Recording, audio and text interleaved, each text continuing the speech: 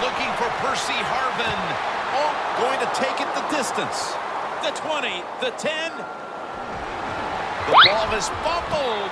They were taking it all the way home. What's up, viewers? I'm going to show you another play that I've been using this week that ultimately is designed to beat one deep coverages. And the play is out of strong normal and it's called PA post. PA post is one of the main route combos that pressure the safety into making a mistake. By having two post routes running directly at him at different depths, it takes great self-control, especially a user safety, to not jump the tight end post, but that's why the play works. It goes against the instincts of a defender not to jump if he's open. PA post is best run when the defense is playing off coverage because you want the B receiver to get down the field as fast as possible. And it isn't a play to be run in the red zone because of the limited space to play with. Because B is a deep route on the play, I put the faster of my starting receivers at number 1.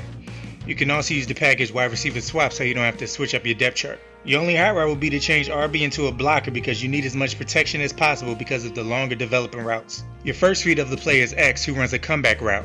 If X is 1-on-1, you need to throw it as soon as the quarterback finishes his drop back. Bullet passes to the left so either he catches it or it goes out of bounds.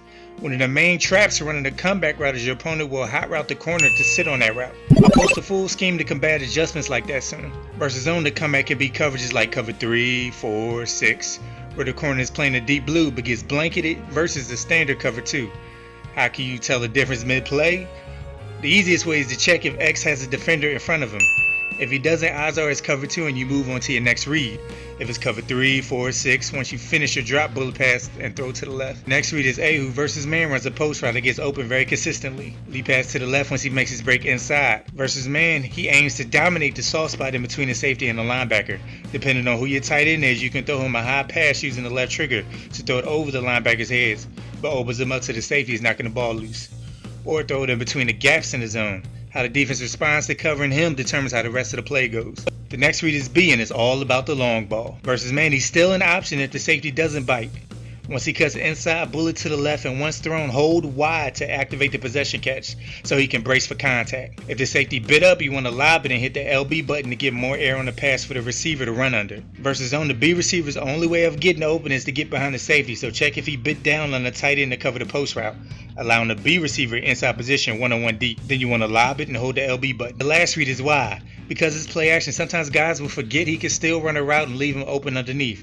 He also serves as a check down if you can't get any of your big play routes going. The curl is highly effective versus man coverage and versus zone if the tight end and wide receiver are covered. Because the running back is running a route directly underneath both of them, he should have room to work. Alright, y'all. Actually, what do y'all want to see more of? Schemes or just single plays? Or 50-50? Let me know. Thank you to all my subscribers and for liking the stuff I've been posting the last 7 months so far. Be good, y'all.